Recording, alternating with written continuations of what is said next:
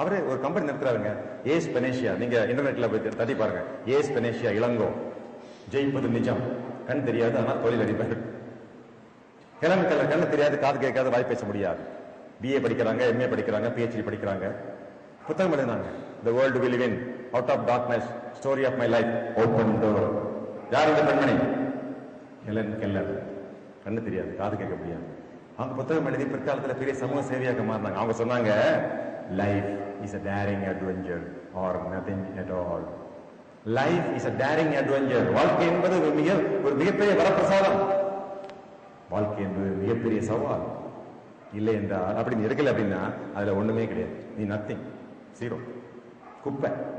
நீ வாழ்க்கையை சவாலாக எடுத்தால் நீ ஒரு ஹீரோயின், நீ ஒரு கதாநாயகி, ஒரு மகாராணி.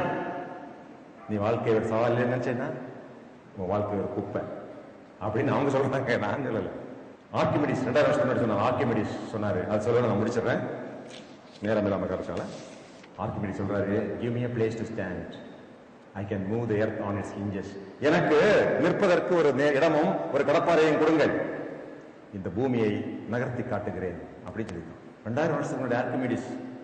அப்ப பூமி உருண்டையா இருக்குன்னு அவர் சொல்றாரு அப்படிங்கிறது சொல்றாங்க, விவாதிக்கப்பட்டது. ஒரு நிக்கிறதுக்கு இடத்த கொடுங்கயா, ஒரு கடப்பாறையை கொடுங்க, பூமியை தூக்கி காட்டுறேன், உருட்டி காட்டுறேங்கிறாரு. உங்க அம்மாவும் உங்க அப்பாவும் இந்த உலகத்தில் நிற்பதற்கு உங்களுக்கு இடத்தை கொடுத்துட்டாங்க. பிஹெச்டி கல்லூரியில சேர்ந்து படிக்கிறதுக்கு ஒரு வாய்ப்பை ஏற்படுத்தி விட்டார்கள். மாணவிகளே, இன்னிலிருந்து இந்த வாய்ப்பை நழுவ விட்டுறாதீங்க, பயன்படுத்துங்க. என்னதான் இருக்கு, என்னதான் படிக்க போறோம், இது என்னதான் சொல்றானோ, இதை ஒண்ணு தெரிஞ்சு நம்ம எழுதி பார்ப்போமே, யூனிவர்சிட்டி ரேங்க் வருதா அப்படின்னு பார்ப்போமே. யூனிவர்சிட்டி ரேங்க் எடுத்தா கவர்மெண்ட்லேயே உனக்கு ஏகப்பட்ட ஸ்காலர்ஷிப், பிஜி படிக்கிறதுக்கு, பிஹெச்டி படிக்கிறதுக்கு, மேல படிக்கிறதுக்கு நிறைய வாய்ப்புகள். நான் சொல்றேன், நான் படிச்ச என்னுடைய சொந்த ஊர்ல இருந்து ஒரு பெண், அவ ஸ்கூல் காலேஜுக்கெல்லாம் போகும்போது ரொம்ப மினிக்கிட்டு ரொம்ப அழகா எல்லாம் போவான். ஆனா வீட்டுல ரொம்ப ஏழை. என் வேலை தெரியும் இல்லை எங்களுக்கு, ஸ்கூல்ல எல்லா பசங்களும் இவ்வளவுதான் பார்ப்பாங்க, ஏன்னா பெரிய அழகி மாதிரி சுத்திட்டு இருக்குது. அவன் எனக்கு போன வாரம் போன் பண்ணி, சைலேந்திர பாபு ஒரு வேலை வாங்கி கொடுத்துருக்கியா, எனக்கு 5000 ரூபாய் தான் சம்பளம் கிடைச்சிட்டு இருக்கு, கஷ்டப்பட்டு இருக்கேன், வேலை வாங்கி கொடுக்குறியா? சத்தியமா சொல்றேன், நான் அட்ரஸ் தரேன், நீங்க போய் கேளுங்க அந்த பிள்ளைகிட்ட. அதாவது வீட்டுல கஷ்டம், ஆனா ரொம்ப அழகி மாதிரியும் ரொம்ப பணக்காரி மாதிரியும் காலேஜ்ல வருது. படிக்கிறது கிடையாது. எதுக்கு வந்திருக்கோம் காலேஜ்ல? அழகு காட்டுறதுக்கா? மாணவிகளே, அழகு இல்லை என்றால் கவலைப்படாதீங்க, அழகு தேவையே இல்லை. நான் அடிக்கடி டெல்லிக்கெல்லாம் போவோம், ஏரோப்ளைன்ல தான் போவோம். அது எங்க பெரிய அதிகாரிகளா இருக்கிறதுனால எங்களுக்கு இந்த எக்ஸிகியூட்டிவ் முதல் வகுப்புல இடம் கொடுப்பாங்கல்ல ஏரோப்ளைன்ல, அது ரொம்ப வசதியா இருக்கும். அங்க உட்கார்ந்த உடனே அந்த பணிப்பெண்கள் வருவாங்க, Airways. Hello sir, good morning, how are you? Can I get you a cup of coffee or tea or water? உங்களுக்கு என்ன வேணும், தண்ணி வேணுமா, இளநீ வேணுமா எல்லாம் கேட்பாங்க. யாரு? அவங்க பாக்குறதுக்கு நல்லா இருப்பாங்கன்னு வச்சுக்கோங்க. கொஞ்சம் கழிச்சு ஒரு ஆள் குள்ளமா வருவாரு, கருப்பா தான் இருப்பாரு, நல்லதான் உங்க கணக்குப்படி நல்லா தான் இருக்க மாட்டான். அவர் நேரா ஏரோப்ளைன் உள்ள போயிட்டு கதவை கூட்டிடுவாரு, ஸ்டார்ட் பண்ணுவாரு. யார் அவரு?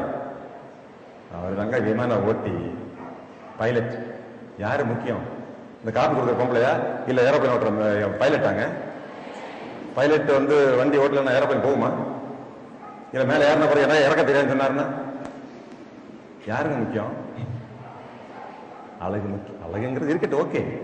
ஆனா உண்மையான அழகு என்னன்னா நமது அறிவு தான், நம்ம செயல் திறன் தான், அதுதான் பர்சனாலிட்டின்னு சொல்றாங்க. எனவே நீங்க உங்களுக்கு எல்லா அறிவும் இருக்கிறது, உங்களிடத்தில் எல்லையற்ற அறிவு இருக்கிறது, ஆற்றல் இருக்கிறது, திறமை இருக்கிறது. மனதில் மட்டும் சாதிக்க வேண்டும் என்ற ஆசை இருந்தால் நீங்கள் ஏழையே அல்ல என்பதை மட்டும் உங்களிடத்தில் சொல்லி இன்னிலிருந்து உங்க வாழ்க்கையில மாற்றத்தை ஏற்படுத்துங்க. உங்க வாழ்க்கையில மாற்றம் ஏற்படுத்த டாக்டர் கண்ணன் அவர்களோ இல்லாட்டி அவர் மணி அவர்களோ இல்லாட்டி சண்முகம் அவர்களோ உங்க வாழ்க்கையில மாற்றத்தை ஏற்படுத்த முடியாது. இன்னைக்கு எனக்கு SMS வந்திருக்கு, சார் சைலேந்திர பாபு சார் உங்களுடைய பேச்ச கேட்டேன், நீங்க எனக்கு கைடு பண்ணுங்க சார், என்ன மாத்துங்க சார், என்னை மாத்துங்க. ஒண்ணு நான் எப்படி மாத்த முடியும்? நீ தான் மாத்தணும். நீங்க எனக்கு கைடு பண்ணுங்க, என்னைய என்னுடைய உள்ள இருக்கக்கூடிய ஆற்றல் எல்லாம் வெளியே கொண்டு வாருங்க சார். உனக்கு உள்ள இருக்க ஆற்றல் நான் எங்க எப்படி விட முடியும்? நீ தான் கொண்டு வரணும். நான் கேட்கிறேன், நீ நல்லா இருக்கணும்னு சொல்லிட்டு உங்க அப்பா பேப்பர் படிச்சா போதுமா? உனக்கு அறிவு வளரணும் அப்படின்னு உங்க பெரியப்பா படிச்சா போதுமா பேப்பர்? இல்ல உனக்கு பாடி நல்லா டெவலப் ஆகணும்னு சொல்லிட்டு உங்க பெரியம்மா தண்டா எடுத்த முடியுமா? நீங்க தான் எடுக்கணும். இல்லம்மா அது இப்ப டான்ஸ் ஆடுறா, அவ தான் டான்ஸ் படிச்சிருக்கா, உங்க அம்மா படிச்சாங்க, உனக்கு வேண்டி நீதான் படிக்கணும். எனவே உங்களது எதிர்காலம் அது உங்கள் கையில் தான் இருக்கிறது. உங்களை உயர்த்துவது அது உங்கள் கையில் இருக்கிறது. மற்றவர்கள் உங்களை மதிப்பதும் உங்களை அவமானப்படுத்துவதும் அது நீங்க தான் சொல்லிக் கொடுக்குறீங்க. உங்களுக்கு மரியாதை ஏற்படுதும் அவமானம் ஏற்படுதும் அது உங்க கையில தான் இருக்கு. நல்லதும் கெட்டதும் உன்னால தான் முடியும் என்று சொல்லி வாய்ப்புக்கு நன்றி கூறி விடைபெறுகிறேன். நன்றி.